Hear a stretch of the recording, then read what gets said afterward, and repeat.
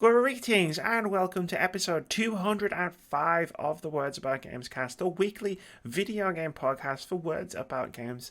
I'm your host, Amy Alexander, and I'm joined this week by the glorious one, the frozen one, the statuesque, Mr. Moody. Hello. Hello, I'm back again and I'm never leaving. I feel like we just did Unless this Amy yesterday. fires me. I've never fired anyone in my life. Challenge accepted. I'll take all the help I can get. I remember, Moody. I remember the golden years of this site, this channel slash streaming site slash website, when there was multiple people doing game reviews. I could pull from a pool of a bunch of different people to do a podcast. Oh, it was sweet life. Like, I get a code for a game, and I'd be like, oh, I'm busy with this, but it's cool because I'll just give it Tom or I'll give it Keith. Now it's all me. It's all me. And I crack, Moody. I crack like an egg. But at least you've got ever reliable in me for the podcast. At least I've got you for the podcast. How's it going? I'm not bad at all. I've had a That's good. same old week, I guess, of how it's been for the last few weeks. Yeah, it's like he just did his big video thing about the roadmap out of lockdown. And I'm more confused now than I was like this morning. I'm like, hey, great. Pretty much. Like, I don't know what's happening. So I just thought, you know what I'm going to do? I'm going to sit down, I'm going to record a podcast. I ain't going to do nothing different. I ain't going to think about it.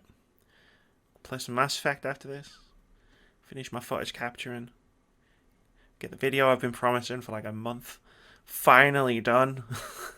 It's been an ordeal, really. It has, especially what you've been telling me offline. Next week, after it's all done and I don't have to think about it anymore, I might just talk about this ordeal a little bit. But fucking, when I committed to doing Mass Effect Andromeda as my second retrospective review, I was like, this will be fine.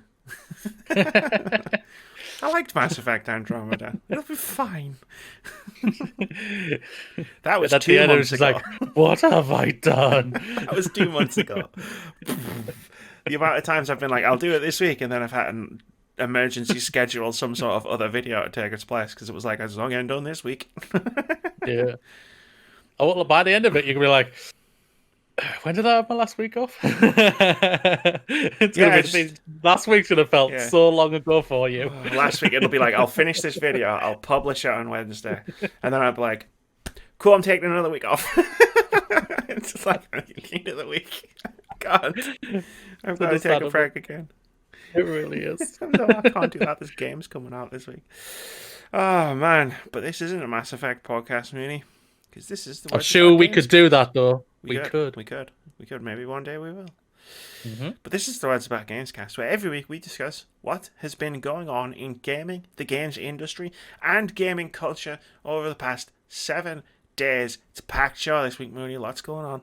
Lots to talk about. Stuff I put in the document that you might have seen in the document that I've since deleted because it was 12 pages at one point. I was like, that's too much. That's just too much. Too much. Amy wants to live. She wants to have a voice at the end of the podcast. I want to finish this podcast at some point. So first day back, I'm just easing. I'm just going to ease in. Just ease in. This week, 12-page article, boom, gone. Yeah. Delete that. Let's talk about this. It's going to be easy to talk about. But anyway, this week we discuss last week's Inside Xbox presentation and its aftermath, the schedule for Summer Game Fest, the information from EA and Nintendo's end-of-year financial results, and more. As always, there are timestamps in the description below the video on YouTube.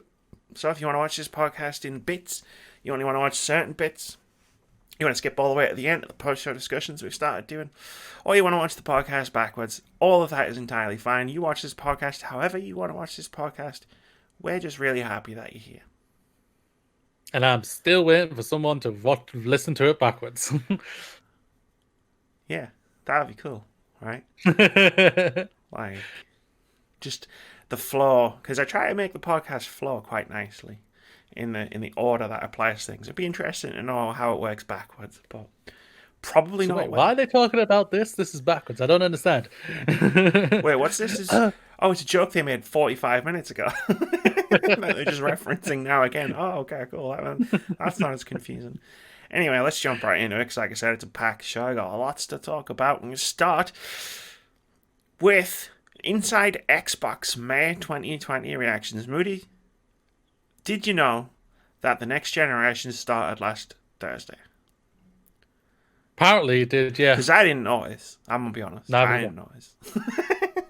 I didn't. Nope. Now watch that whole presentation.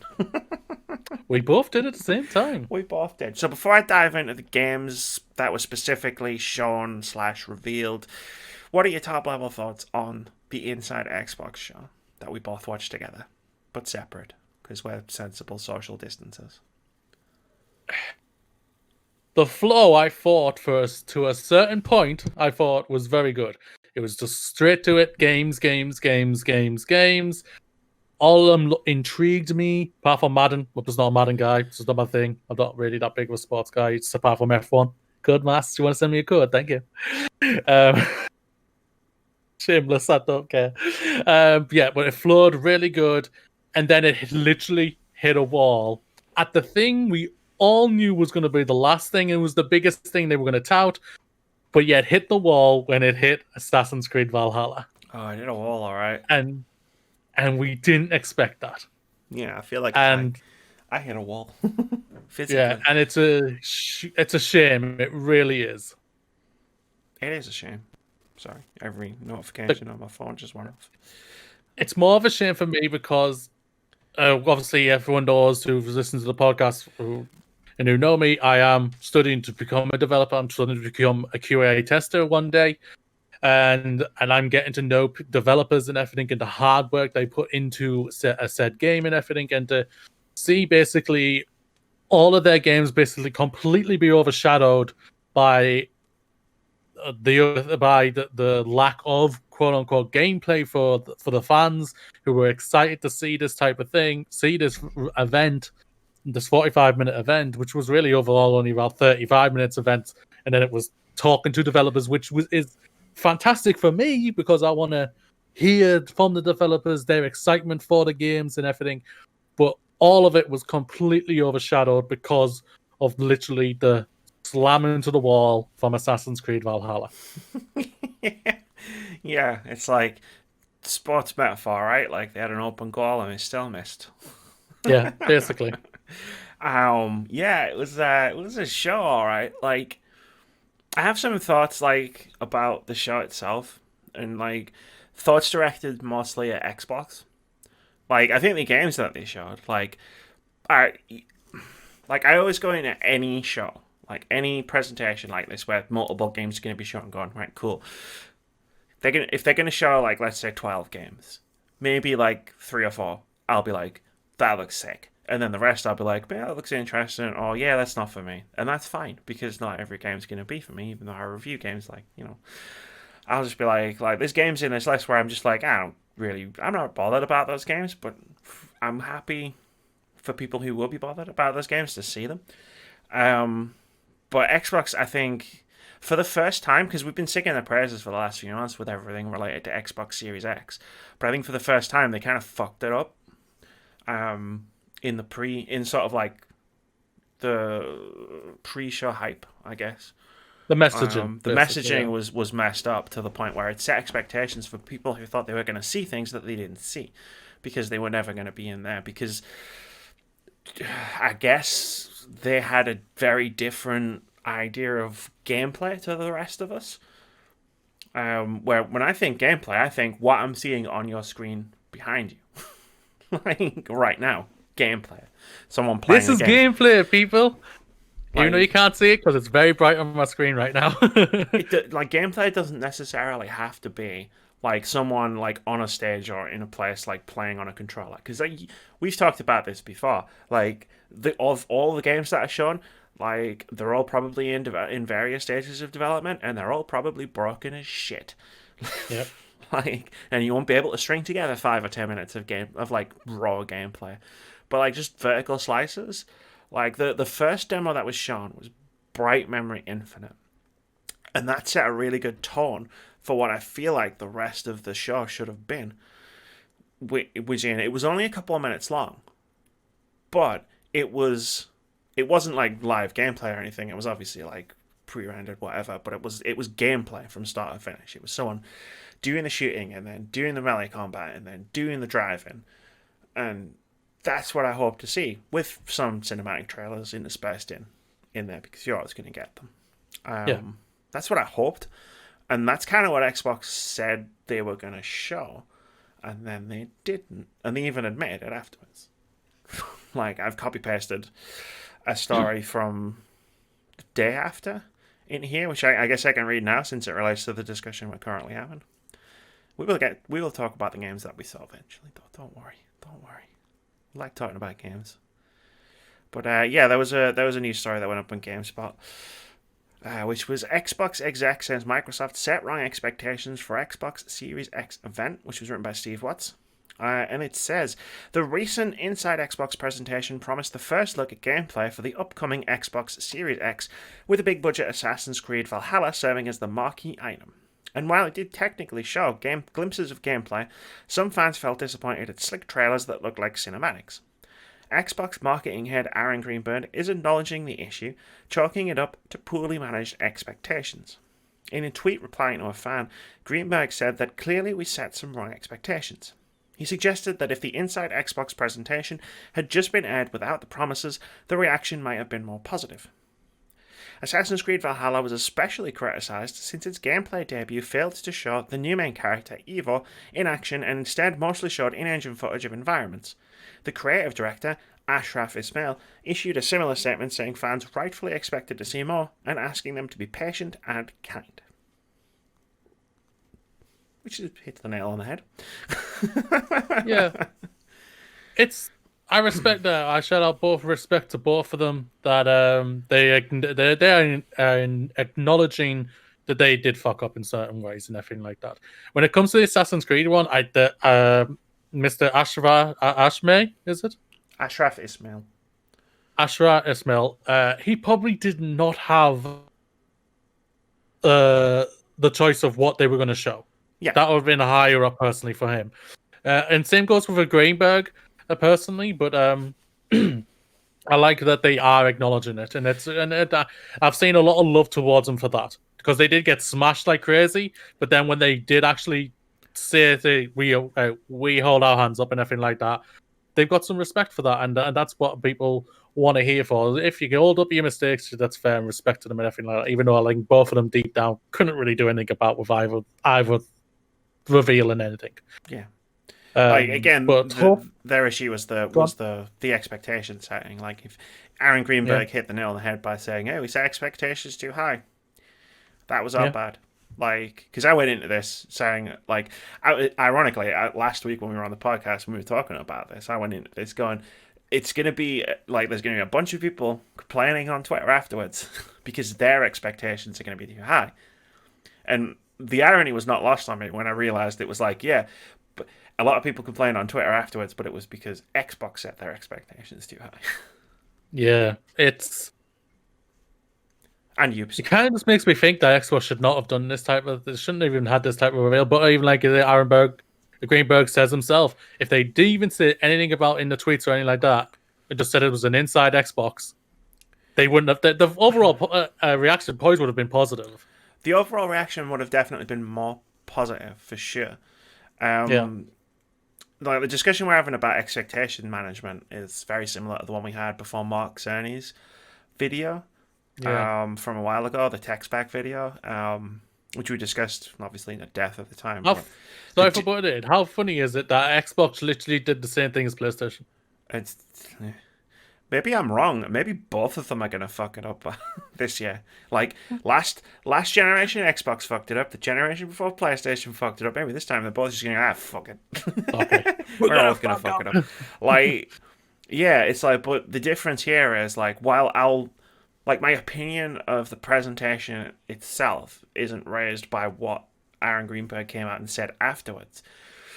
like, I appreciate that they acknowledged the fact that they set the expectations wrong. Like, it's a completely different strategy to what PlayStation did after the Mark Cerny video, where they also set their expectations completely wrong, got slammed for it afterwards, and said nothing. Like, afterwards, which, that pisses me off. This is fine. Like, in terms of, like, okay, cool, hopefully this means they'll learn from their mistakes, because they've got 2 more shows they're going to do. One in June, one in July. The July one's supposedly the big one. Like, in terms of the show itself, it was fine. But as a first look at the next generation Xbox, like, I think this was the wrong place to start. Like, I mentioned to you while we were watching the Inside Xbox that someone on Twitter mentioned that all of the games that they were showing feel like the games that they show between the big games, which, yeah, they kind of were, and that was kind of by design. Like, that was what the Inside Xbox was supposed to be doing, and I don't know if that was the wrong move for their first show.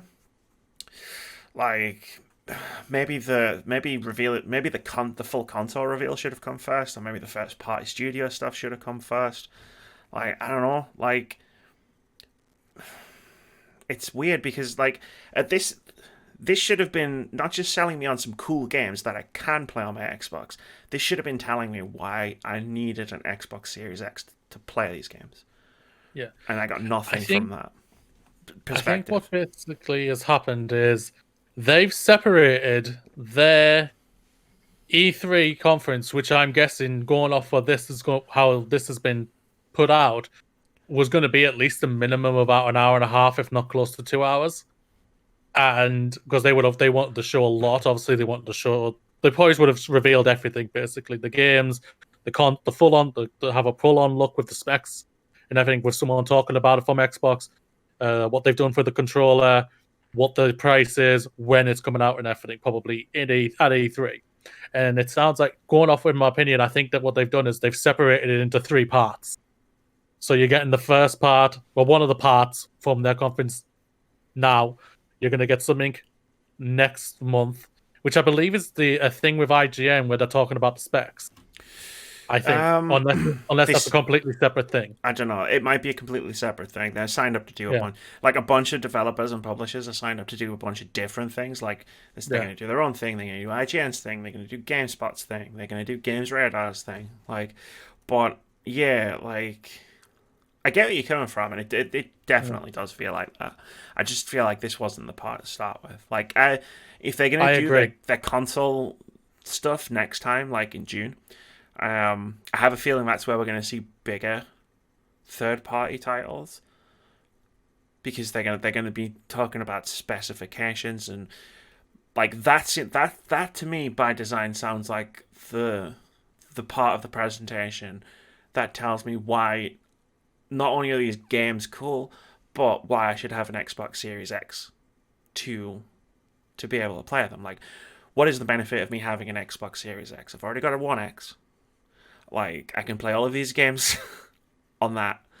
Why do I need to upgrade? And that's what Microsoft and Sony with the PS5 both need to do. Yeah, and I don't think either of them can really answer that question for a long time. I don't think Microsoft can answer that question at all, apart from saying the Xbox Series X is more powerful, and it does seem like it's more quality of life improvements for, like, load times and everything like that for the Xbox Series X. That's and other things.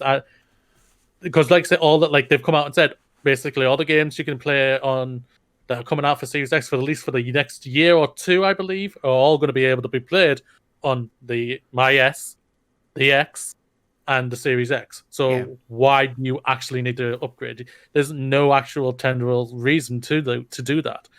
PlayStation, obviously, they're probably going to do the same type of messaging. Maybe. We're not really sure. I'm only literally throwing a ball on a wall there. I have no idea when it comes to what PlayStation are going to do yet.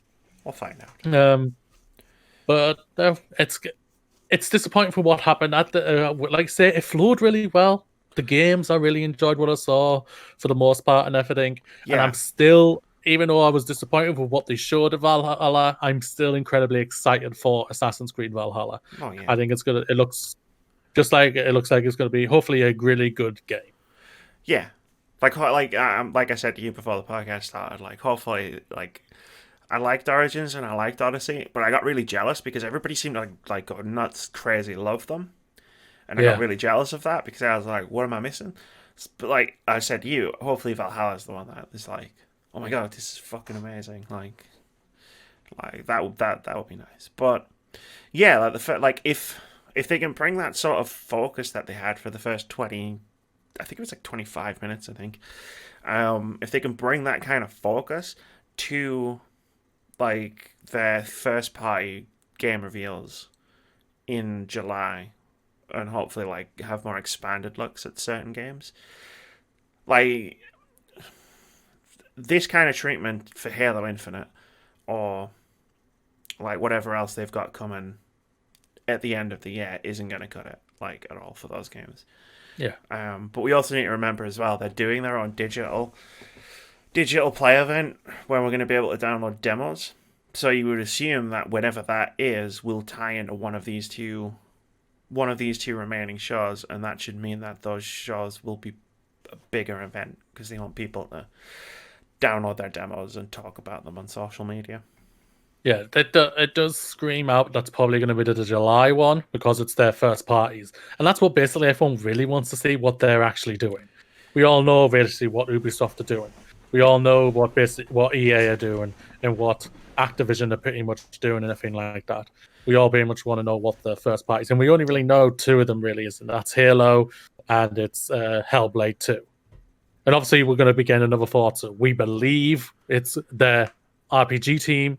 The playground as Fable, but until that's confirmed, we do not know. I don't fuck with that kind of speculation. Yeah, it's like there's a team making a game. Cool. Yeah, that's how it is for me. If it's Fable, that's fantastic. If it isn't, ladies and gentlemen, I do mean this for all you Xbox fans. Don't be annoyed if it isn't, please, because these people are working their asses off. I would honestly like, and I love Fable 2. So, like, I almost said I love Fable. I was like, I love Fable 2. Like, I would love to see a next generation Fable game from the guys that play in Playground. That would be cool. But I would be a little bit more excited if it was a new IP. I would love it if it's a new IP.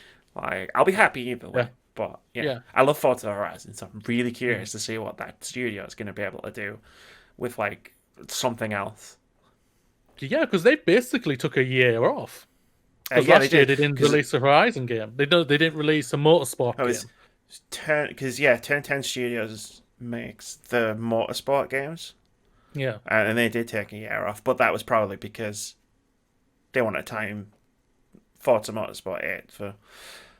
Because the car games and racing games, like, because there's no character models, like, they always look really good on new generation consoles, so it's always a good idea to have a racing game at launch when you're launching a next gen console. So I can understand why they just bumped it. Oh yeah, but I think that's going to be optimized like crazy. It's going to look absurdly good.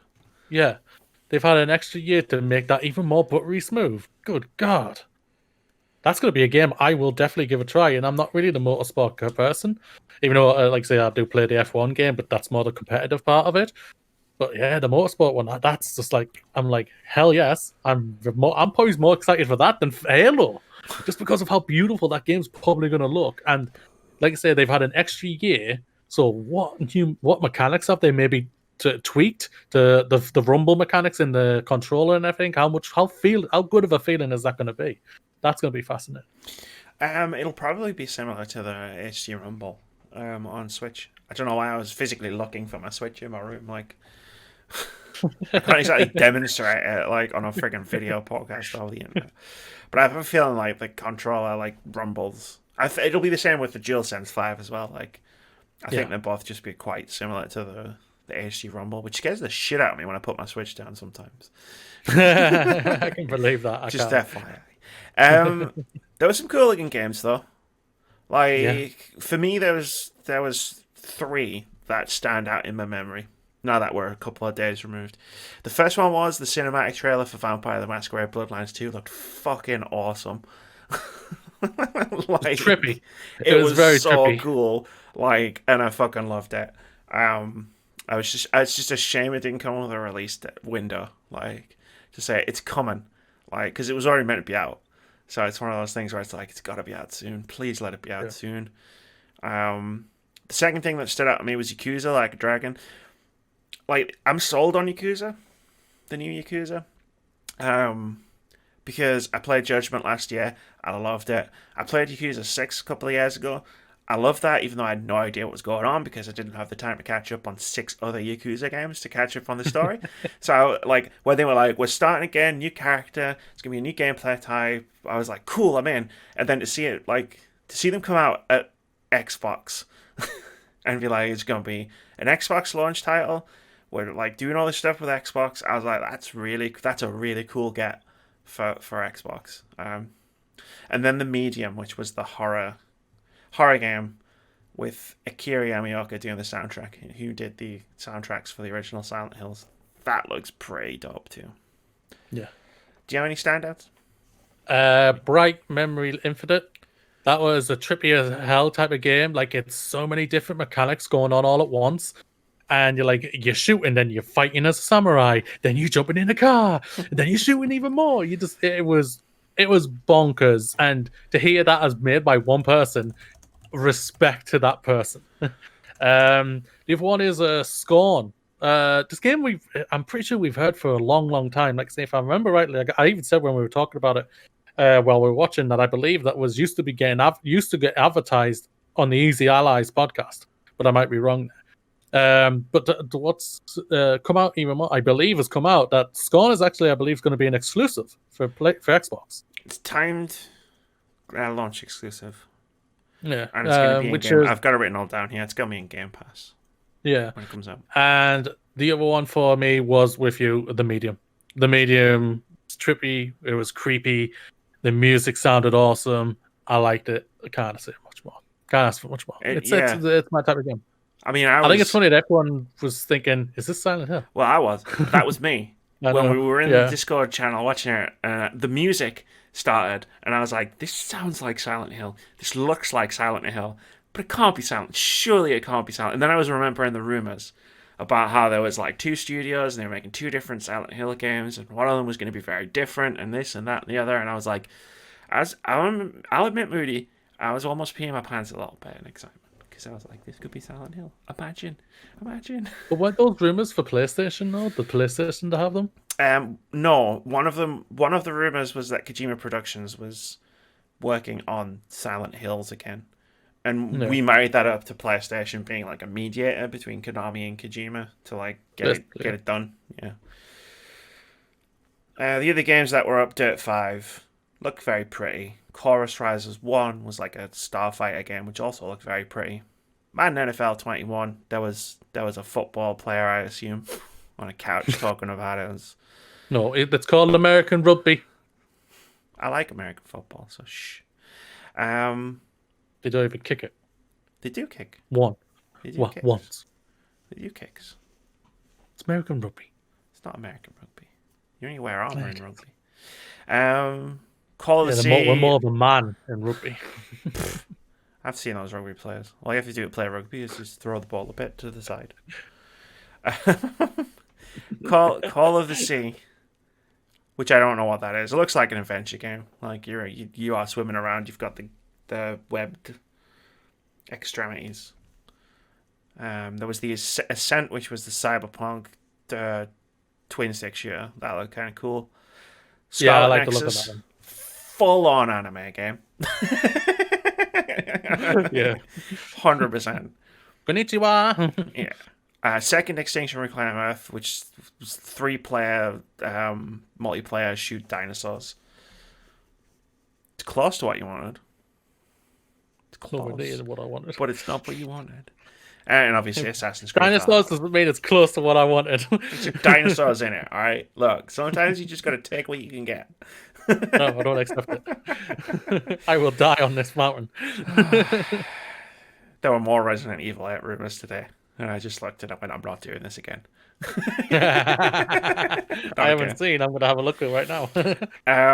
Yeah, and Assassin's Creed Valhalla, which I thought, as I said to you, because I assumed they were playing the cinematic trailer before they did the gameplay deep dive. So I was looking at Twitter, missed the entire gameplay presentation.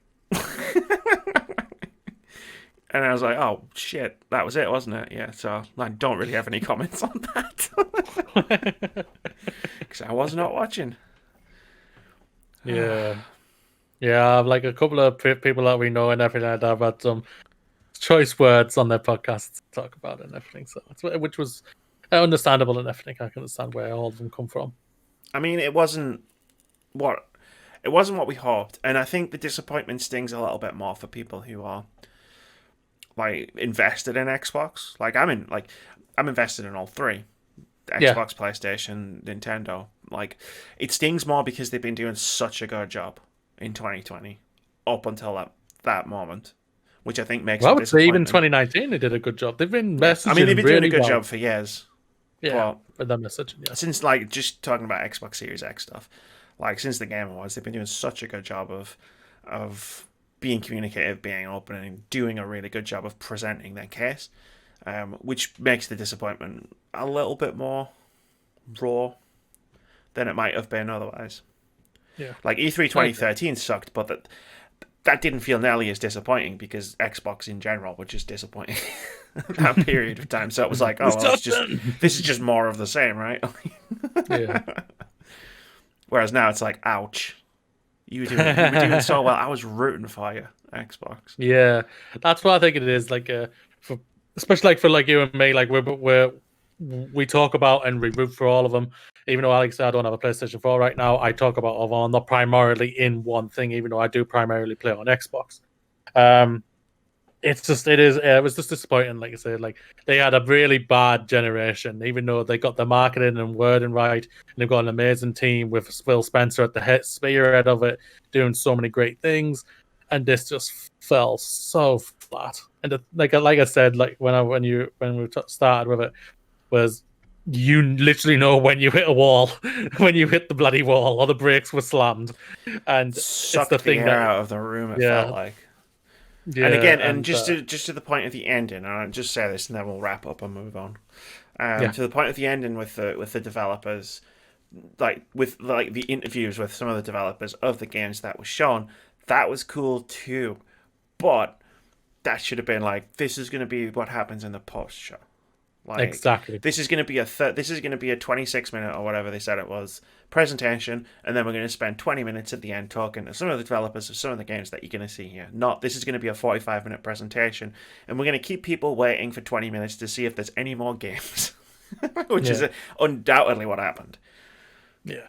The only one more thing before we move on that was disappointing for me was the people asking the questions, because their enthusiasm, and I don't mean it in a bad way. They could honestly be disenthusiastic to what they want to play and talk about, but they just come across fake for me, and I don't like that. And I'm just like, you work for Xbox, you're just doing this to try and hype up and show your enthusiasm, and it just comes across fake. I don't know if there's anything they can try to not do that or something, or try and improve that. I don't know.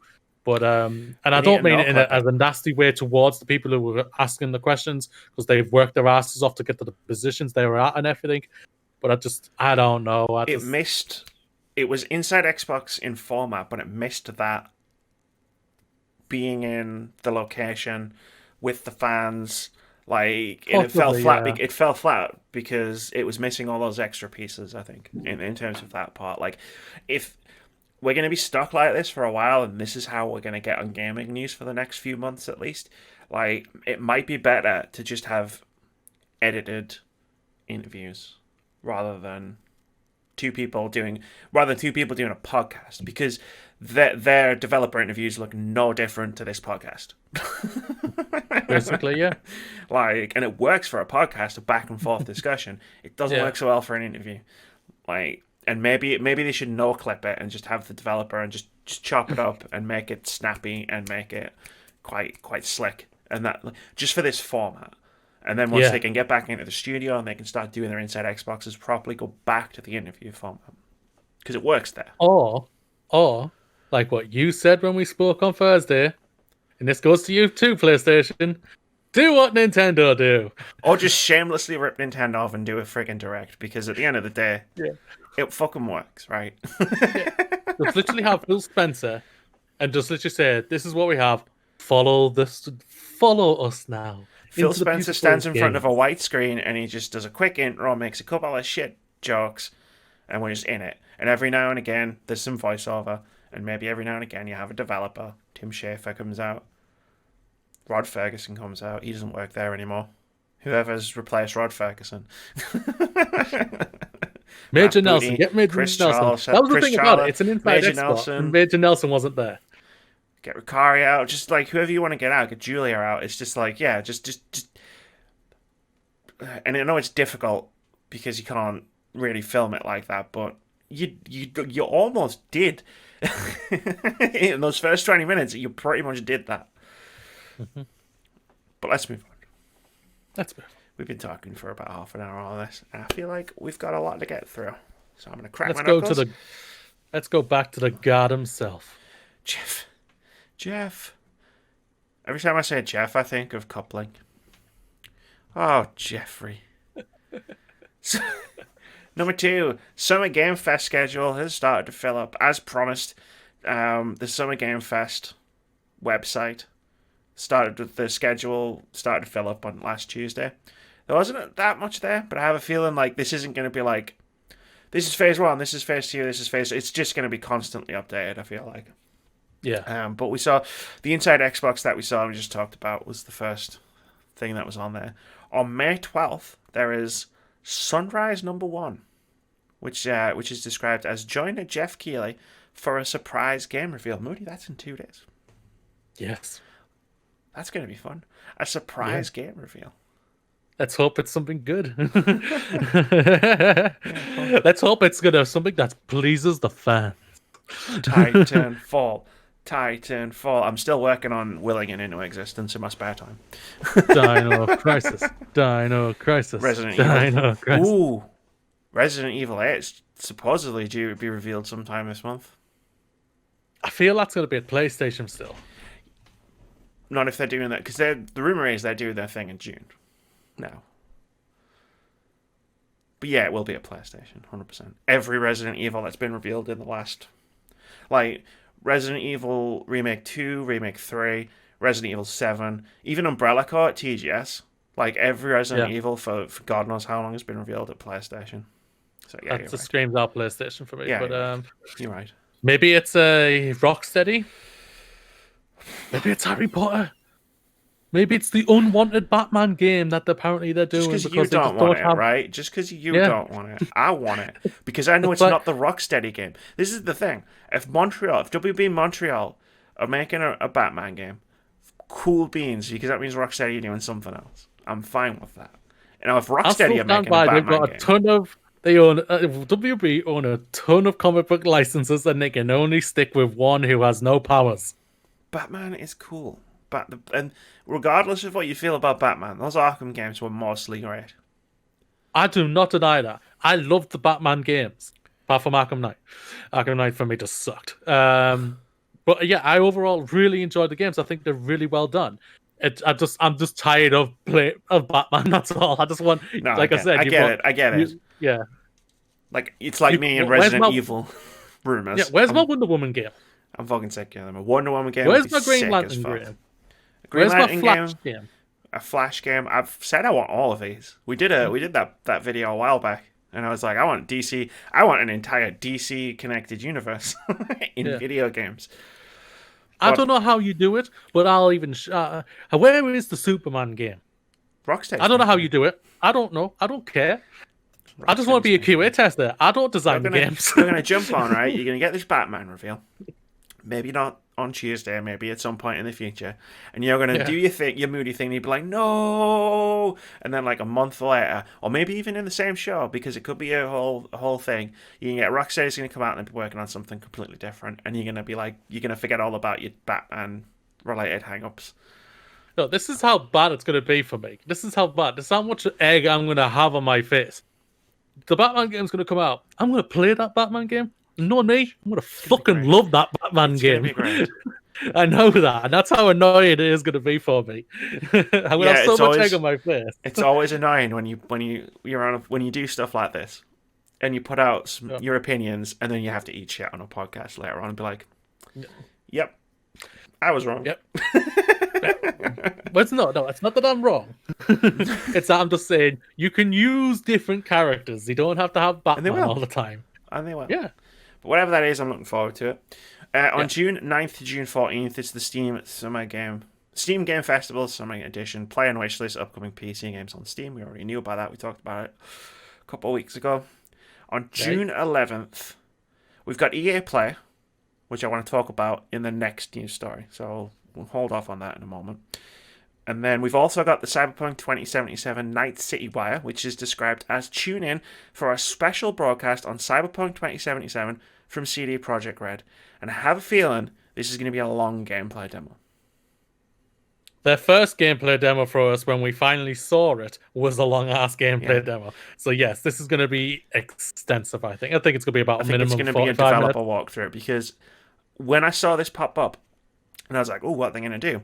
It occurred to me that they still haven't released the gameplay, the developer walkthrough that I sat through at EGX last year. Because normally when they do stuff like that, they release them. That was where the last one came from, because it was the E3 developer walkthrough. Yeah. But it occurs to me that that hasn't come out yet. So I wonder if it's going to be that or something similar to that. And it was a good demo. Like the one I saw. How long was the demo? It was... The appointment slot was an hour. I think the demo was about 40 minutes. There was... It seems about a CD Projekt Red thing to do. There was a Holly Bennett was there, which was cool, because I've been following her on Twitter for years, and it was nice to finally say hello to her. But it was there was a developer. It was like a theater setup. It was air conditioned, which was amazing. And it was like a big cinema screen. There was a developer on the side of the stage playing the game. And then there was someone on the stage talking through everything that was happening on the screen. And I feel like it's going to be similar setup to that. And it was, like I said, it was a good demo. Very good, very good. On July 11th, TennoCon 2020, which is Digital Extremes, updates Warframe players on what's next. This is perfect for you. I know you like Warframe. I hate TennoCon a bit, because it always gets me to play Warframe. And then I always like... It's like whenever I see Final Fantasy XIV at E3, and I'm always like, why the fuck don't I play this more? And in Final Fantasy's case, it's, oh yeah, this is a subscription. But in Warframe's case, it's like, oh yeah, I don't have the time. Like, it's an intimidating game. Like, to jump into. When it's like, there's like 1 billion hours of content. Where do I start? What do I do? Where do I go? Why does nobody want to play with me?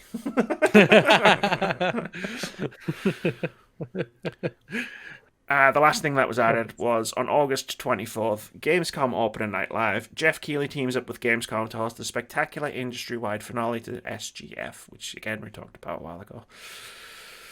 We'll speculate more on that probably in July. I imagine.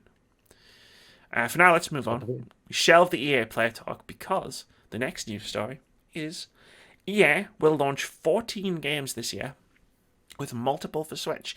This is from Tom Phillips over at Eurogamer, who writes, in its latest round of financial results, EA has confirmed it will launch 14 games over the coming financial year, including multiple games for Nintendo Switch. The publisher's Switch output on the schedule so far includes Burnout Paradise Remastered, which was recently dated for 19th of June, with the eye-opening price tag of £45. EA's upcoming slate also includes Command & Conquer Remastered on PC, plus this year's versions of FIFA, Madden, and NHL. Another unannounced sports game will also launch this year. 4 games from EA's promising partner program, think more experimental fare like Unravel, are coming, and it's likely at least some of those are Switch-bound. Then there's Medal of Honor VR and 2 mobile games. Plants vs. Zombies 3, currently in soft launch, is likely one. Lastly, EA is planning to launch an as-yet unannounced HD remaster. Mass excitement for that one. I see what you did there, Tom. Don't think that escaped my notice. Looking to PlayStation 5 and Xbox Series X, EA confirmed that at least some of its games will be upgraded free to next-gen versions, though exactly how this will work was not specified. Microsoft has already detailed its opt-in smart delivery system so that games bought on Xbox can be yours to play regardless if you're playing on Xbox One or Xbox Series X. So we got EA Play coming, confirmed June 11th. And we've got 14 games coming out in 2020. Now, I don't think the EA Play is only going to focus on games that are coming out in 2020, but it gives you a rough idea of what we're going to be hearing about. Yeah, basically all the games that you rattled off, probably the old or I think severely downscaled games will be are probably all going to Switch. I believe. Let me just check our Fantasy Game Critic schedule because Ross has got. Yeah, I think Command & Conquer is like a month away, isn't it? Yeah, it's EA plays on June 11th. Command & Conquer will be out on the 5th, so they might name check it in EA Play, but they won't spend any time talking about it. Unless they name check it and body roll it into an answer to brand new Command & Conquer. Yeah. Yeah, it's all what they're going to show games that we all pretty much know what's going to be coming. We know they're going to talk about FIFA, the Madden, which they already talked about in the Xbox One, and in NHL and all like that. And one other sports game.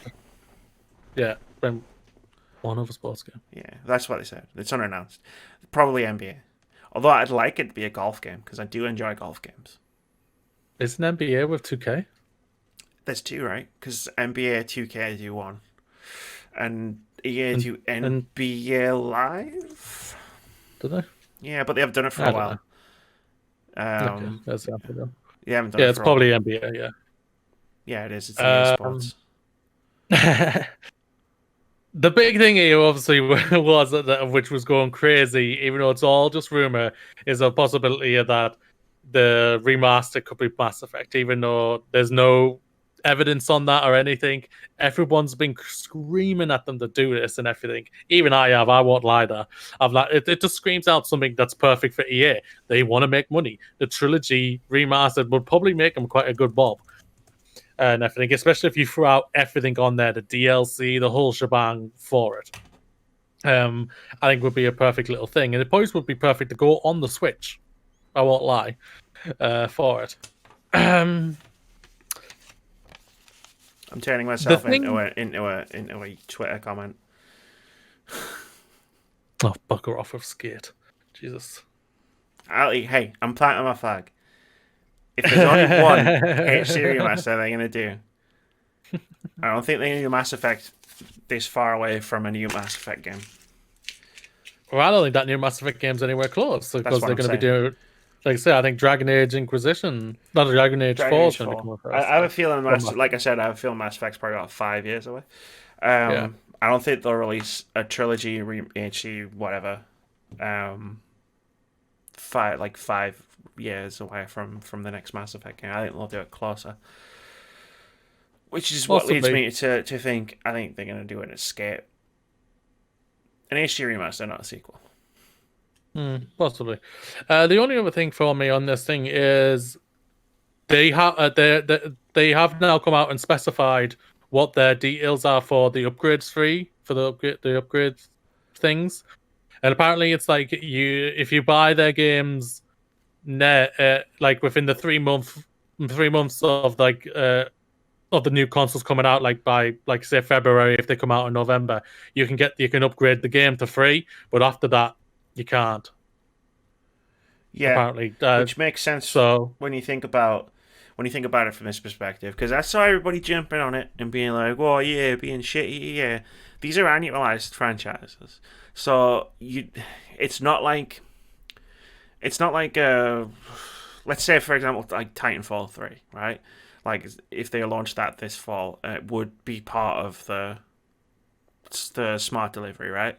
Like the next Titanfall after that probably isn't going to be coming out for a few years, so there probably won't be a time limit on when you can upgrade it. But with something like FIFA, Madden, NHL, like there's going to be new ones out next summer. Yeah. Like at some point there's got to be a cutoff so that they can get people to buy the other one. It's shitty, but it's expected. Like, right? I think it's the best you could have got from them, basically. Like, say, because their games are so annual. I imagine those games will then enter EA Access, because that's kind of what they do. Yeah. At the tail end of their lives, they put them in EA Access. Yeah. It's like you say, it is shitty, but like I said, I think it's the best thing they could do right now. They were never going to do the full smart delivery thing. They were going to do their own version of it, and people may not like it. That's fair. That's their opinion. That's no problem. I even agree with you. I'm not a fan of it either. But for what they, like I said, like for what they were going to do, this is the best thing they could do for me personally. So I have no overall problem with it. Yeah, it's yeah doing 14 games coming to Switch at last, I guess. Yay to the Switch for the Switch people because they've basically been shafted by EA for most of the games. Yeah. But that's just because, like I said, a lot of it's because of the technology on the Switch. The Switch isn't the most powerful thing in the world. I think people sometimes forget that. I mean, And we all like saw a lot what of Witcher the looked and a lot of the EA games are very high fidelity when it comes to their performances and have on the visuals for the game and the gameplay for it and everything. So those type of those things do take a toll on it. Yeah. So of the 14, there's 13 games mentioned in this article. There's the 4 sports games. There's the 4 partner games. Medal of Honor VR.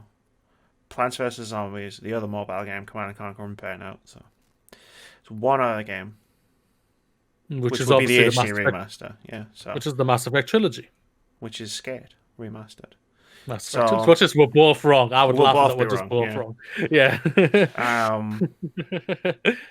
So if we're going to get any surprises at EA Play, which we should do, because this lineup isn't something you take to EA Play. I know it's EA and they'll do whatever they want to do, but this isn't a great lineup to be like to get people hyped. It's a lineup of good, solid games, but like there's nothing Anthem related. Like, you know what I mean? Like the level, Anthem, Battlefield, Battlefront. Like there's nothing like high level in this. So we'll probably see a few games that are coming out next year.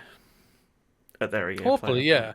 Like I said, we were talking off air. We all we believe. I think BioWare are going to have a strong presence, and I think one of them's going to. They're going to talk about. I think they're going to talk about Anthem. Going off what we talked about when they did that whole thing of saying they're trying to go and fix it all and everything like that. They said they're going to have things to show within months. So it's been by the time June comes around and the whole thing, it's been within months. So you would think they've got something to show what they're going to do and when they're going to possibly release this new update or whatever, which I'm guessing probably is going to be for the launch of the next gen consoles. And then obviously we were talking about possibly that the Dragon Age 4 is going to be shown in some sort of way. I'd hope so, because they announced it long enough ago where it's like you need to remind people that it exists. Yeah, the teaser they showed a couple of years ago was silly for me personally. It was the classic, we're about to release something that you don't like.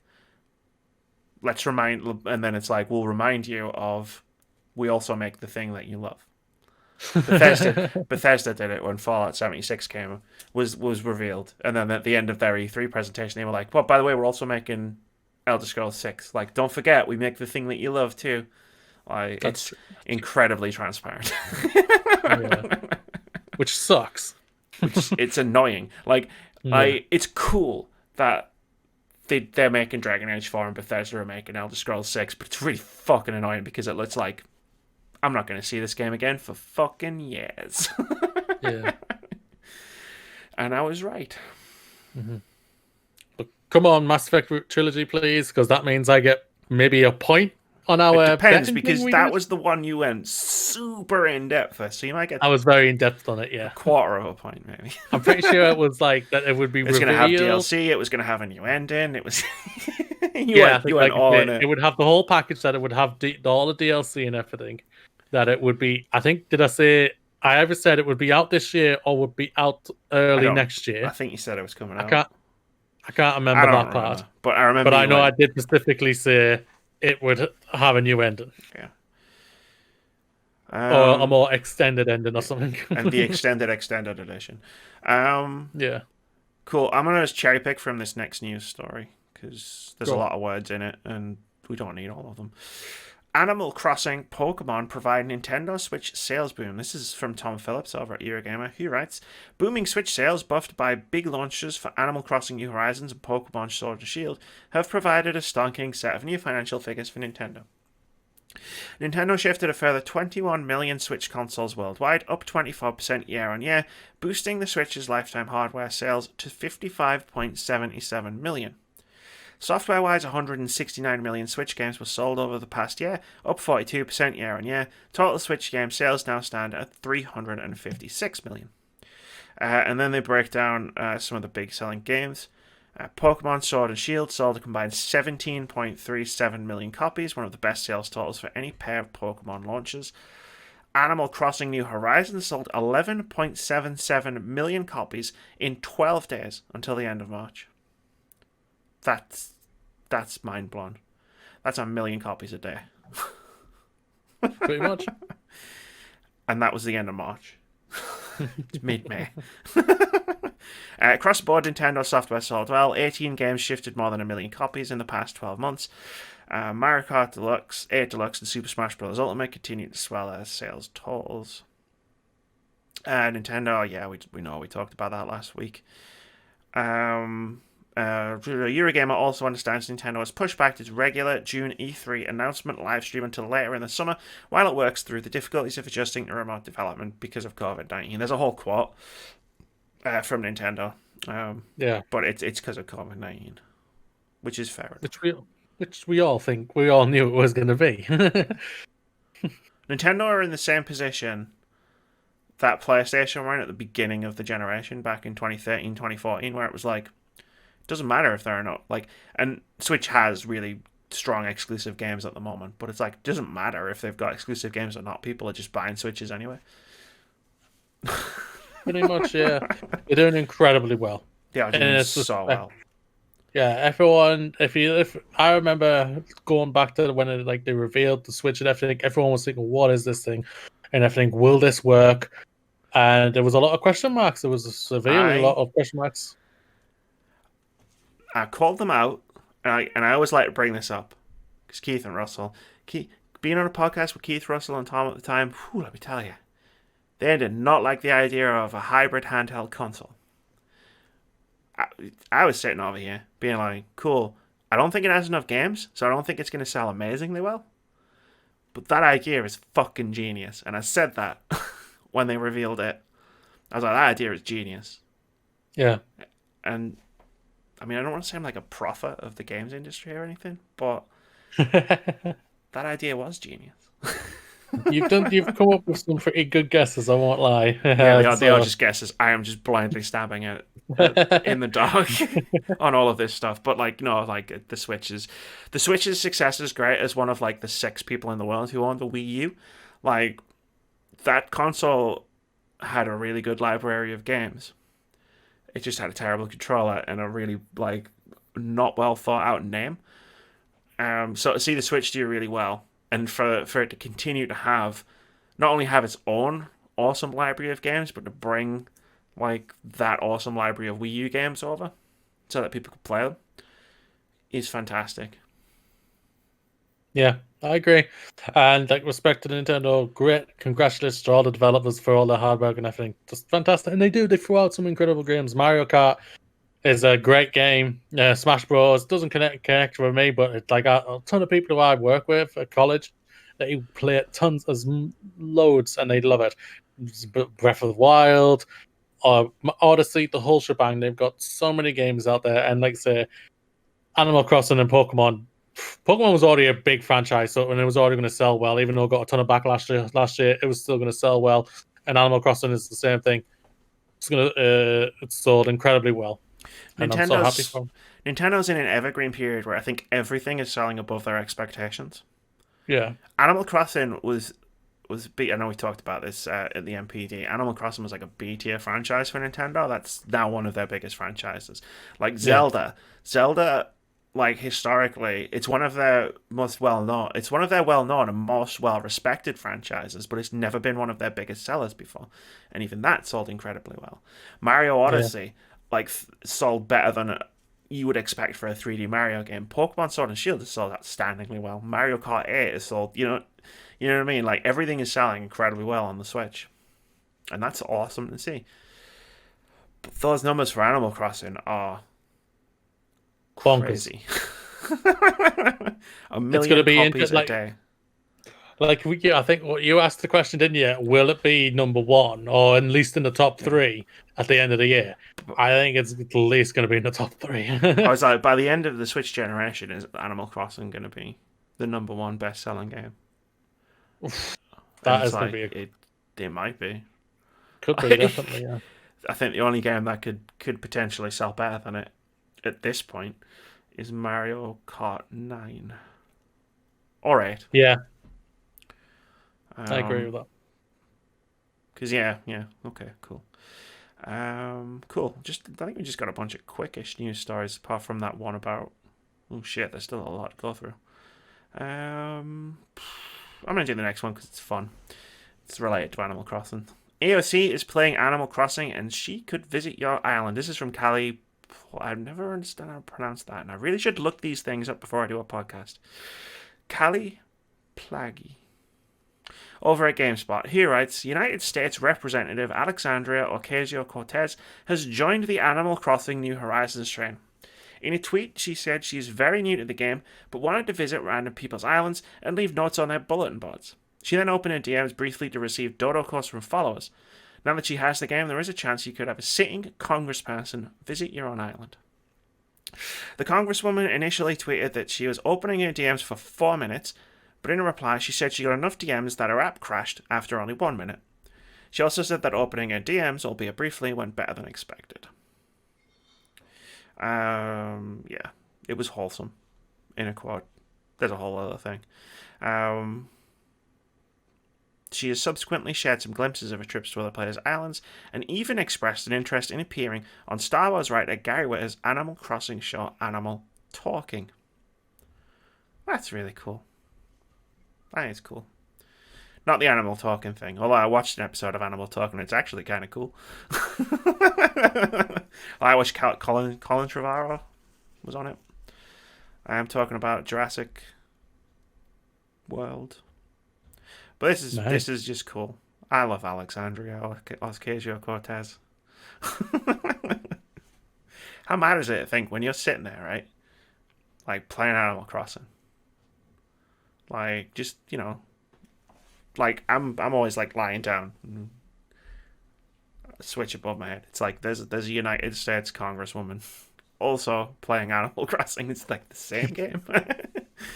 Crazy. It is a bit crazy, there's no doubt about it, and I love that she got a lot of love for it as well, so it's fantastic. Like I said, the Animal Crossing, to what I can tell from the Animal Crossing community, and I'm sure there's some dark parts as always, like there's definitely some dark parts too. Like, but the people who I've spoken to and who I speak and like listen to on podcasts and everything, they're all very energetic, all very wanting to see what they can do and do more and everything. Like a podcast on YouTube that I follow, Nintendo Talk.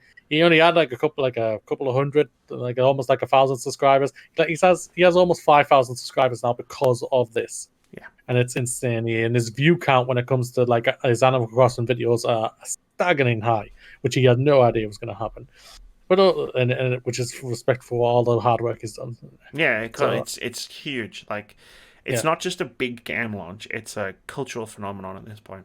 Yeah, it's like one of those things. Like you see a lot of content creators who just stick to a certain type of niche, type of content, and this is the perfect type of thing. If you're an Animal Crossing content creator, this is the time. Now is the time. Get out there, get it out there, do it. And I think you'll get some love for it and everything like that. And it's fantastic. Like, I love jumping in, and I've done this twice in the last week while I've been off. I've been jumping into like smaller Animal Crossing streams just to see people's islands, or like see their villages, like just to see what's up. Like, I'm just lurking, but like it interests me, like to like just see what people have created with the game, or like how people have done things differently than I have. Yeah. I'd love it if AOC visited my island, though. That'd be cool. tweeted her. Maybe she will. Like when I've loved her ever since she was on that H Bomber Guy stream last year.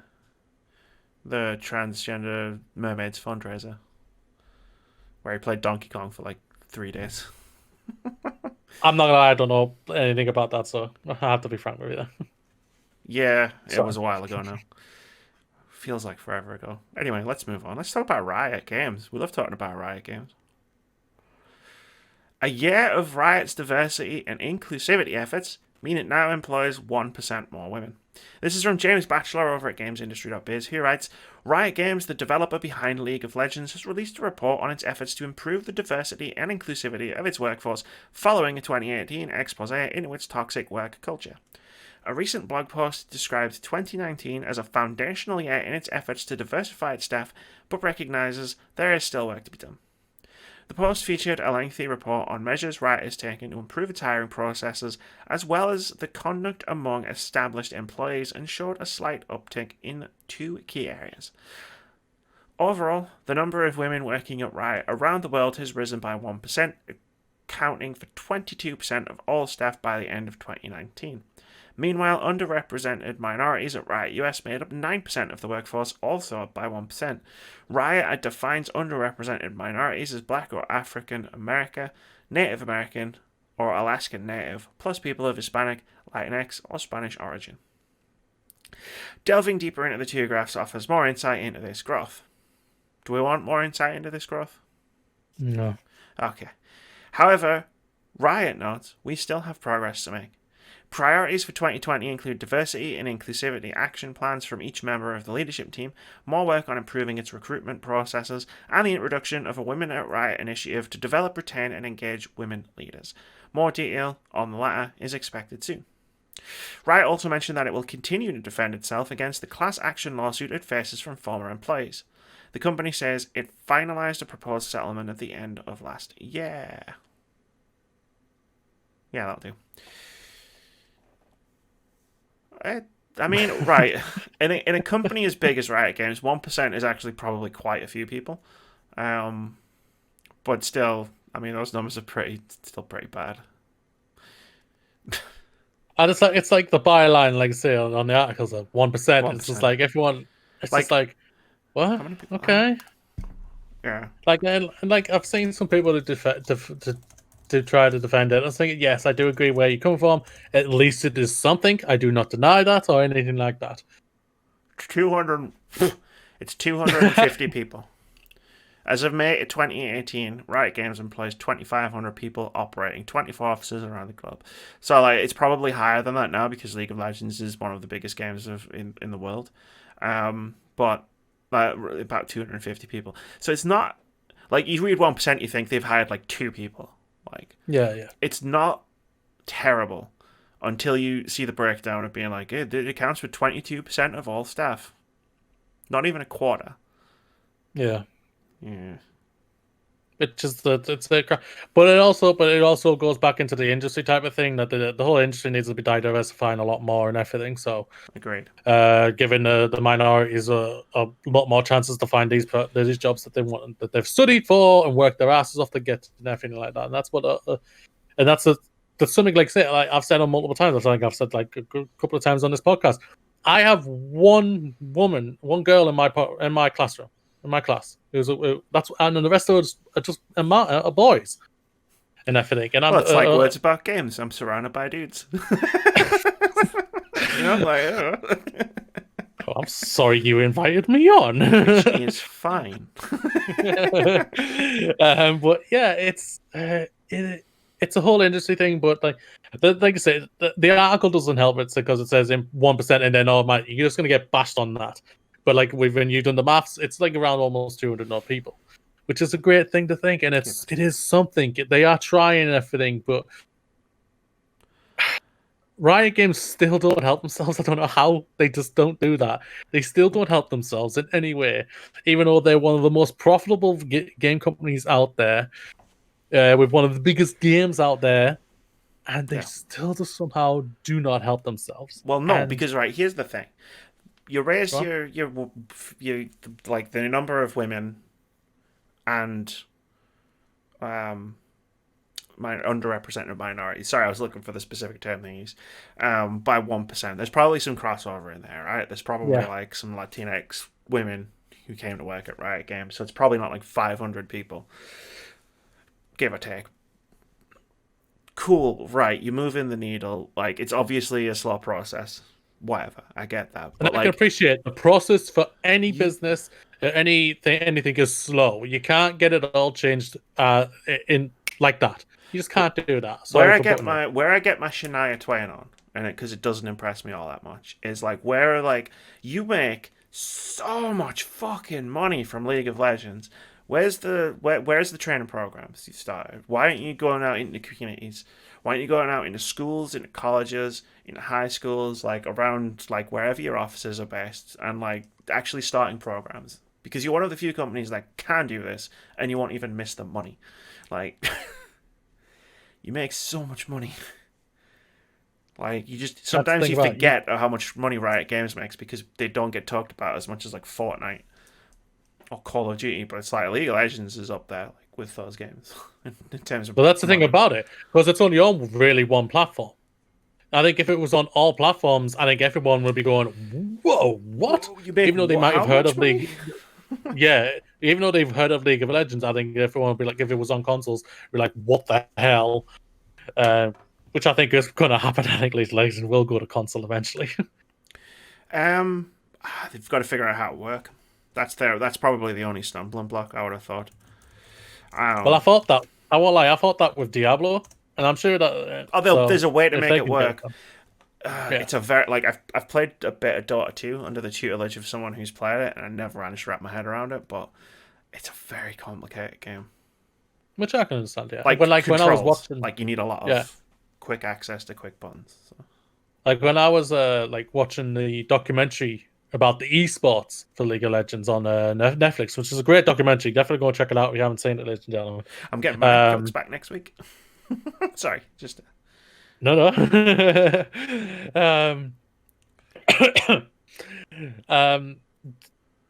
League of Legends it's complicated as hell. Like when I was watching it, I was like, okay, what the hell's going on? And then when I heard what they did and everything like that, I was thinking, wow, that is incredibly complex. I completely agree with what you're saying. That it's going to be a lot of buttons to change around and try and do and everything. But we'll see what happens. But there are ways they can do about it. Just to like steer back to my original point. Like I go back to the main story. It's like, yay, a little bit. But again, it's like what you said.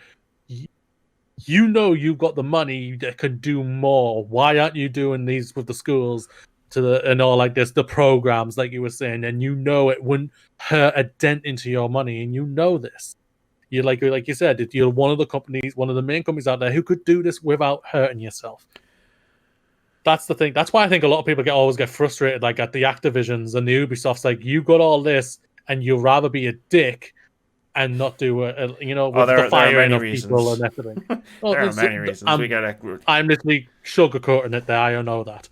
There are many reasons why. I will never forget, or let Ubisoft forget, that there was no female character option in Assassin's Creed Unity, because, that would have been too much work to do all the animations. Did they actually say that? They did. It was a thing. Honestly? Yeah, it was years ago now, because it was Unity, before Unity came out. Wow. But it was. I'm sorry if anyone's thinking, wait, you never heard this. It's like, I honestly did not hear that. It was like when Unity came out ages ago. Why do you think there was? Why do you think EV3 exists in Syndicate? They were mocked quite mercilessly for that particular comment. But that character would have already been getting made for that game for Syndicate. Mm-hmm. I highly doubt they would have changed it, because the game came a year after Unity. Yeah. That would have been completely changing mechanics and the whole shebang. It was a year after Unity, but it was a year and a half. Yeah. It was a year and a half after the comment was made. Plenty of time to put a new character in the game. Wouldn't have changed that much. That's fair. We've gone off into different directions here. Sorry, I like that. I love that. That's what I love being on this podcast. That we start one thing and then we just end over that way. I like to remind people that happened, because that's the games industry. It should never be forgotten. Learn from it. Yeah, like what you said. Like that. That's the games industry at the end of the day. Mm-hmm. Sometimes. But PSA, I've deleted the text because we don't need to read it. Paris Games Week and the Tokyo Game Show have both been cancelled. They were both due to take place this September. Paris Games Week is just done until next year. Tokyo Game Show is going to have an online presence. That makes sense. There hasn't been a show come out of Paris Games Week for a long time, whereas Tokyo Game Show has always had shows and press conferences and demos, so it makes sense that that's happened. Sucks. Tokyo Game Show is one of my favorite shows of the year. Being super into like weeby Japanese games, I love Tokyo Game Show. Yeah, like it says, it's a Tokyo Game Show. It is very Japanese. It is very Japanese. It's great. So like you and me, we both like our anime, so it's perfect for us. This person who goes to watch it doesn't like anime.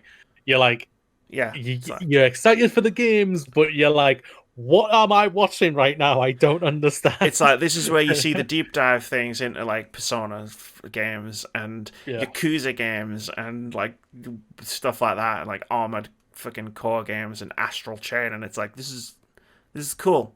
It's good content that I'm here for. But like I said, it's not surprising. The only thing I'm surprised about the Paris Games Week hasn't decided to do a digital thing like there was Tokyo, nothing they could really do. Paris Games Week is very much like EGX in terms of if EGX is cancelled, which I imagine it will be because they've set their dates for September. Like, what are they going to do? Like, the crux of that show is people go, people hang out, people play games. Like, they do their developer talks and stuff, but like they're not like those are more. There's probably more people sitting in the audience for those than there are watching them on like Twitch or YouTube. And they're really fascinating, and I love them, and I sit on a bunch of them all the time. Like, but yeah, it's a similar thing with Paris Games Week, where I think there's not really that much they could do in an online space because of the way the show works. Understandable. It's a shame, but like, I won't lie, I forgot that Paris Games Week was this. Well, you say the last time was years ago when there was a show at Paris Games Week, and it was only PlayStation did it like once, I think, maybe twice, because they did it instead of Gamescom. And that should tell you how long ago it was, because that was when companies did Gamescom press conferences. If I remember rightly, didn't they show a trailer for Last of Us 2 there? There was some big thing. There was some big reason that they were at Paris Games Week, and it escapes me now. The Last of Us Part 2 was announced at PSX a long time ago. But did they show the year after that at Paris Games Week? Possibly. Was the new trailer. I might be wrong. I'm just spitballing now, I'm not going to lie. Possibly. It was 2017, the last Paris Games Week. Presentation. I'm not going to skim through it to see what they showed. I was on a live stream. I was live reacting to that with Fix and Crash. I'm pretty sure. Anyway, do we do this last news story? Because it's kind of a follow-up to one we did last week. That's entirely up to you. You're the one who's the Doom person here. If you want to go for it. I'll write a Twitter thread about it, maybe. It's a lot to talk about. It's about the Doom soundtrack. Marty Stratton released a statement on Reddit, of all places, about the situation surrounding Doom Eternal soundtrack and Mick Gordon.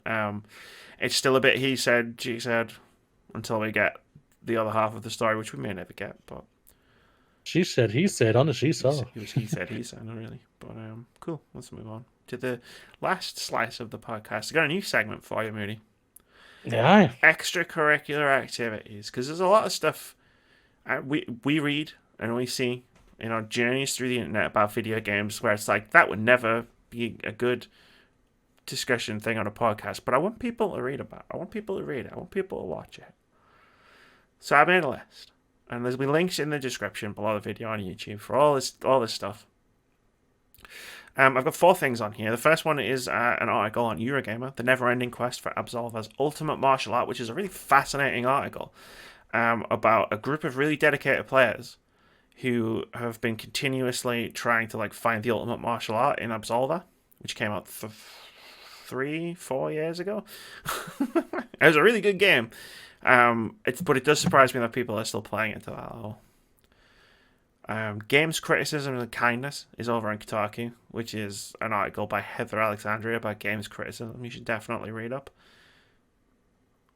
especially if you're sick of people, especially if you're sick of the discourse around games criticism, like I am. VR could seize its moment if the big players would cooperate. As an opinion piece about virtual reality and Half-Life Alyx over at gamesindustry.biz. And then there's a tweet, which I saw last night, which is Video Games Hell Yeah I've written, which is a really heartwarming tweet about video games and lockdown and kids and birthdays, and it almost made me cry. You should go and check it out. The one I felt the feels on the morning this morning. Felt the feels. Because it was that late when I read it. Pretty sure everybody else had gone to bed, so you guess you all woke up to it when I dropped it in group. Yeah, I woke up to it and I went, I look and went, oh my god.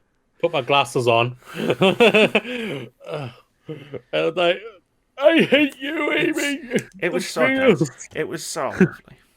It was. Go and check it out, ladies and gentlemen. Go check all that stuff out. It's really interesting. They've got a crazy world out there. It is. And this was one of the nice things to read about. It was nice. What else is nice, Moody? We've got some games coming out this week. On May 12th, we've got Star Wars Episode 1 Racer for PS4 and Switch. 2 engines, 1 champion, no limits. Climb on, strap in, and experience the pure adrenaline-pumping excitement of the pod racing sequence from Star Wars Episode 1 The Phantom Menace. Also on May 12th, Virtua Verse on PC. Virtua Verse is a cyberpunk point-and-click adventure set in a future not so far away, narrating tales of technomancers, AR graffiti writers, hacker groups, tribes of crypto shamans, digital archaeology, epic cyber wars, and virtual reality debauchery. Not douchebaggery. That's something completely different. Not douchebaggery. On May 13th, Deep Rock Galactic launches on PC and Xbox One.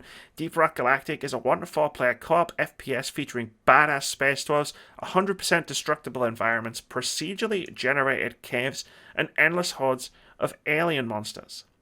Also, May 13th, Super Mega Baseball 3 for PC, PS4, Xbox One, and Switch. Run up the score in a relaxed slugfest or push the limits of your reflexes in this refined baseball simulator.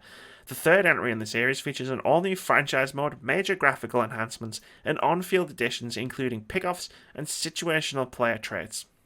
I'm assuming that's good. I don't know anything about baseball. They throw a ball at a bat. Hit the ball and then you run around in circles.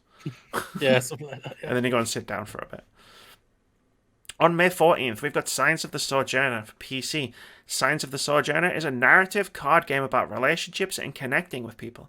Your deck is your character, reflecting your experiences and shaping your relationships. Make decisions about who your character is in this world, pushing forward with the cards you're dealt. I'm really looking forward to that game because it sounds really fascinating. Then on May 15th, we've got Hatsune Miku Project Diva Megamix on Switch. Hatsune Miku makes a Nintendo Switch debut in Hatsune Miku Project Diva Megamix. Take the stage. The hit rhythm game series returns with exciting new features. Mix it up and choose from 2 playable modes, traditional button control based arcade mode or the new motion control based mix mode. And finally, on May 15th, Dungeon of the Endless is coming to PS4 and Switch. Dungeon of the Endless is a roguelike dungeon defense game in which the player and their team of heroes must protect the generator of their crashed ship while exploring an ever-expanding dungeon, all while facing waves of monsters and special events as they try to find their way out. A few games coming out this week. Mm-hmm. Hatsune Miku is coming out. I like a good Hatsune Miku game. Might check it out. But I say that about a lot of things and then I never follow through. We got a lot of things. I'm a busy lady. Yes, you are. There's 2 games on that list that I'm definitely checking out. So we'll see if I've got time for Hatsune Miku. Anyway, let's play Guess the Score. This is the game. Every week, myself and Mr. Moody, we try to guess the OpenCritic average of one of the new games that are coming out over the course of the next week. Whoever guesses closest gets a point. If you manage to guess the score completely correctly, you get 2 points. Last week, we were in a weird, I was in a weird position last week where the two games that we were looking at to do this for that we thought would actually get OpenCritic averages, I was already playing both of them and I was embargoed on them, and it would have been super awkward if I'd have been like giving a review score, like giving a guess of what I think the review average is going to be for a game I'm not allowed to review at that moment in time. So we just kind of scrapped that and decided to see if Legends of Runeterra would get an OpenCritic average. Spoiler alert, it didn't. Come on, games critics. I'm literally objected today, and it's like, no, it hasn't. I guessed it would get an 86. Moody guessed it would get a 75. For the record, if you go over to Metacritic.com, it has the an 86. one that we might actually should be going off because that seems like the one they go to first. The issue with using Metacritic is when you get multi-platform games, because it's like, well, which platform are you specifying? Because you've got to specify a platform, because then there's scores for like Xbox and PC and PS4 and Switch, and it gets all complicated. Whereas OpenCritic is just an average of everything. I mean, we could do that if you want, but like you start like factoring in like which console are people going to get review cards for, like which console has been marketed on. It's like the whole thing. Oh no! I think OpenCritic is the best thing to stick to. 100%. But you know what? It's my game. I invented it. I make the rules. What I'm going to do is I'm going to take this Legends of Runeterra guess, and I'm going to copy it, and I'm going to paste it down here. Hold it over. See if it gets a score. So the current scores still stand at Amy 6, Moody 7. I guess closest on Dreams, Warcraft 3, One Punch Man, Half-Life Alyx, Resident Evil 3, and Gears Tactics. Moody guessed closest on Zombie Army 4, Ori and the Will of the Wisps. Oh, I'm going to have to write the full title of that in here because I always almost call it the wrong title every week. Also guessed closest on Ori on 2. Just put Ori 2. Doom Eternal, Final Fantasy 7 Remake, and XCOM Chimera Squad. You also guessed correctly the score for Pokemon Mystery Dungeon. This week, Mooney, I'm keeping Legends of Runeterra in there. See if it gets a score. But we're also going to guess the score for a game that's actually coming out this week. And I went with Deep Rock Galactic. It's another risky one because it's been in early access for a good few years now. But I have faith that it's going to have an OpenCritic average by next Sunday. Or we're just going to have this massive pile of games where it's like, if any of these get a score, we can finally do the thing. We can finally tick them off. What do you think Deep Rock Galactic's OpenCritic average is going to be? I had no idea what the hell this game was. I literally just checked a minute of the trailer while you were reading through the game. It's even, right? In like March, April, at the end of the year, when the big games are coming out and we're doing guessing the scores of the big games. But once we get into the Mays and the Junes and the Julys, and we have to do the quirky little indie games, balls in Amy's court. Yeah, this is where you're in your own thing. I'm in my element. You're in your element, and this is where the scores could really. This is where the winner could be decided from these months because of it. Because either I'll get so far ahead and you won't get, and you don't get enough throughout the months, in the big months, the 4 months, or you get ahead and I don't get enough to get into the 4 months and everything. So it's going to be interesting, or it's going to be so tight between us. Yeah, it's been tight all year. To be fair, yeah. I don't know anything about this game. Like I said, I've just watched a minute of the 4-minute trailer. I mean, I just read the description to you.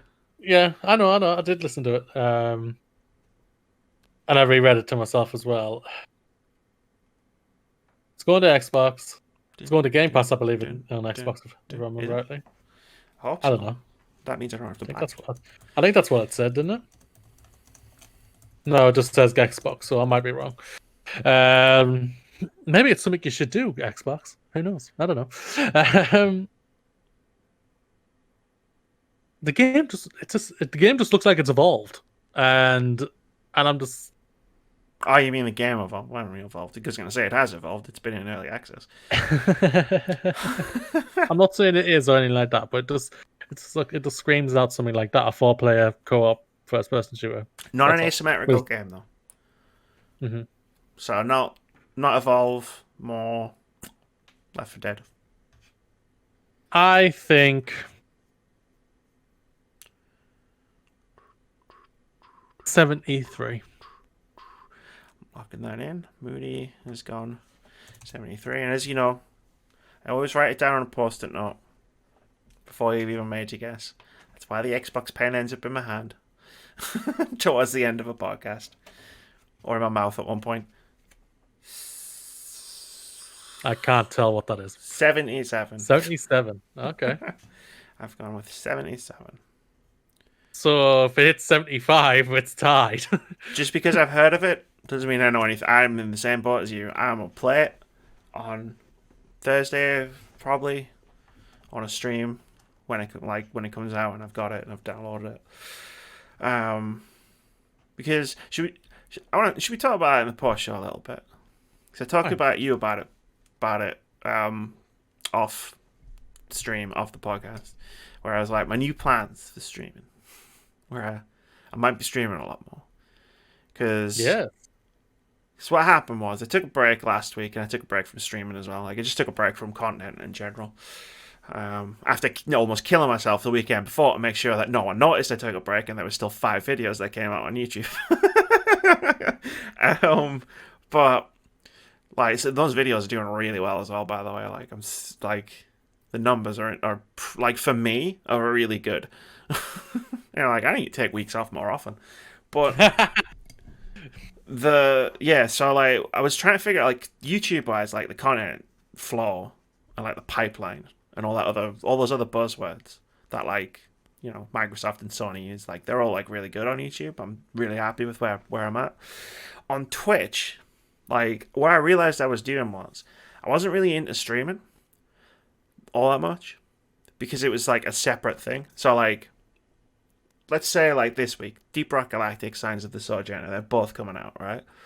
I'm also going to start playing The Last of Us because this Mass Effect Andromeda video is finally going to be finished. Yeah, 2 months later, like finally. So I'll be playing that a bit, and like I was explaining to you, what I want to do is, like, instead of it being its own separate thing, it's just like I play games all the fucking time. Why don't I just stream it? Like, I know streaming isn't as simple as, oh, you sit back and play games. Like, I obviously know that I've been streaming on and off for the last 2 years. But it like, I think like it's a good thing for me to like just sit down. I'm sitting right here. Like after this podcast is done, I want to be capturing more Mass Effect Andromeda footage for the video that I'm making, which is going to come out on Wednesday. Like, why don't I just go live while I'm doing it? Hang out, right? And chat people while I'm playing the game. Like, when I play Last of Us at some point through this week, why don't I just go live and hang out with people while I'm capturing this footage and making this thing?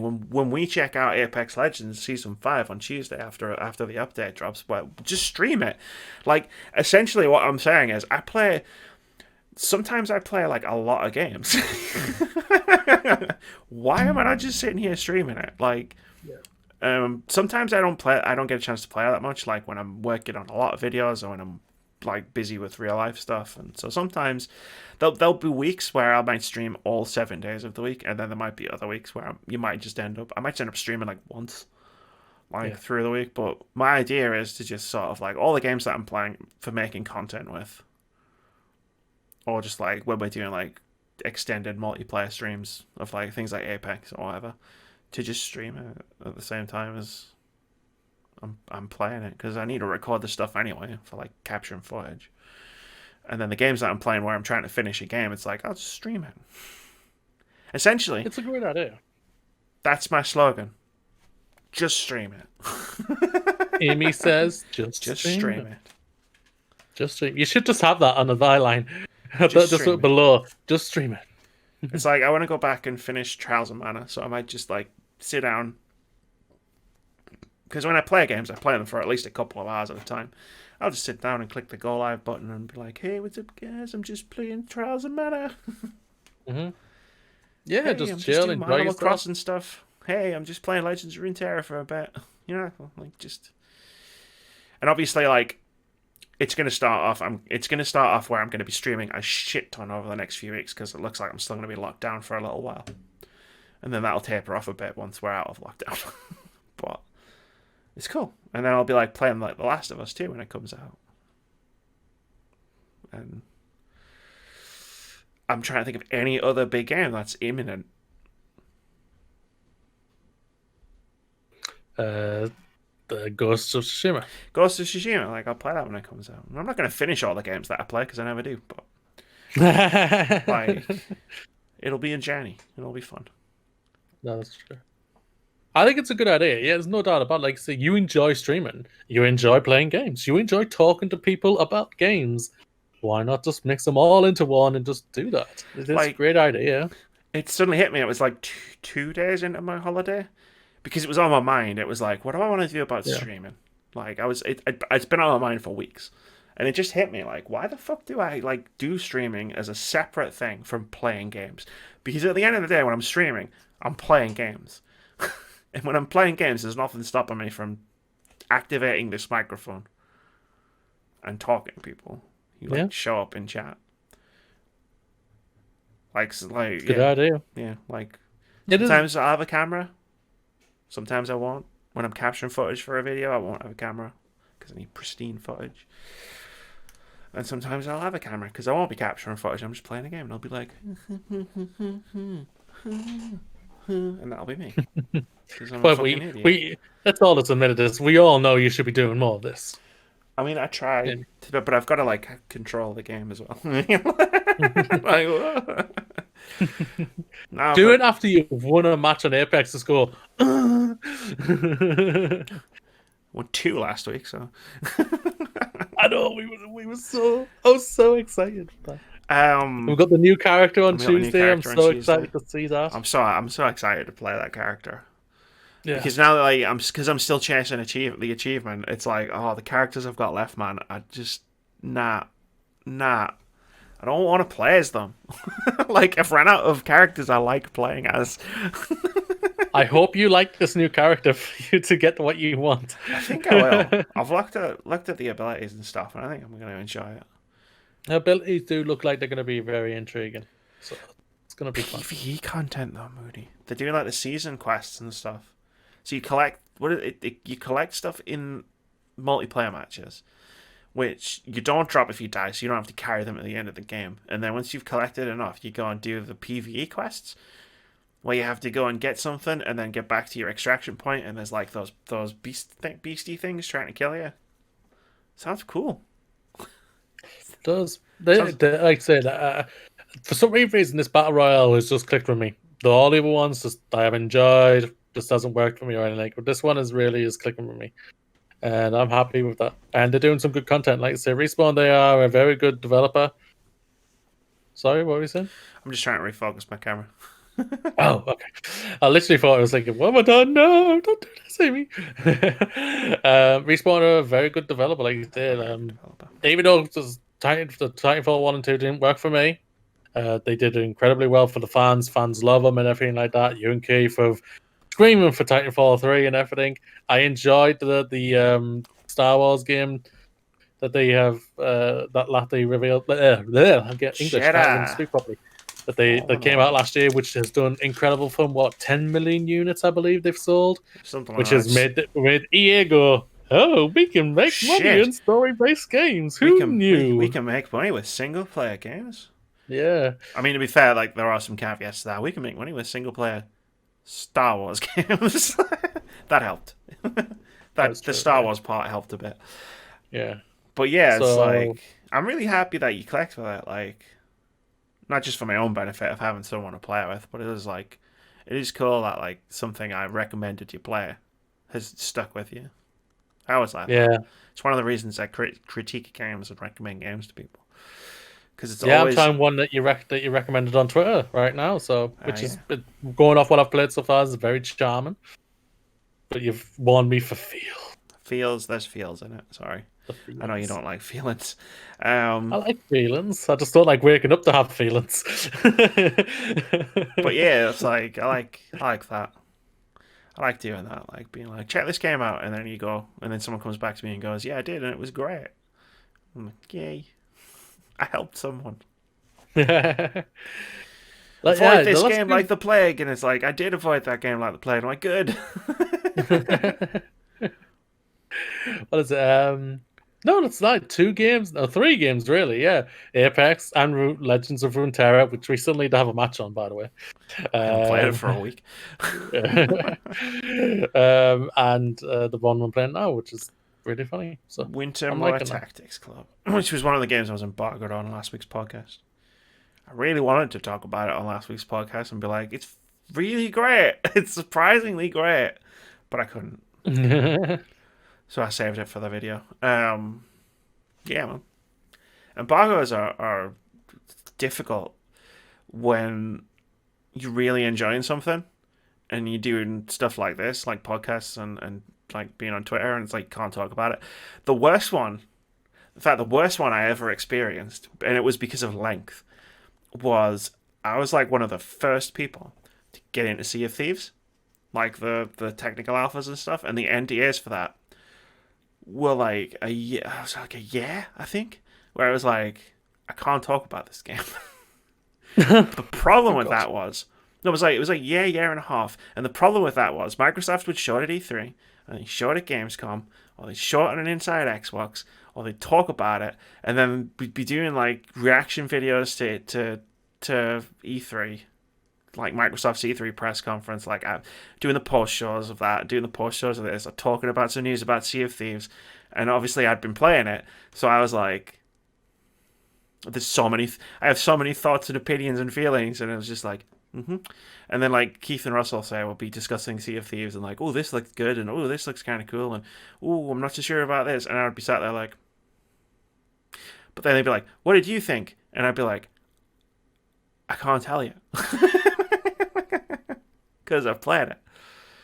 And that seems like a good place to end the podcast, because Moody has definitely frozen.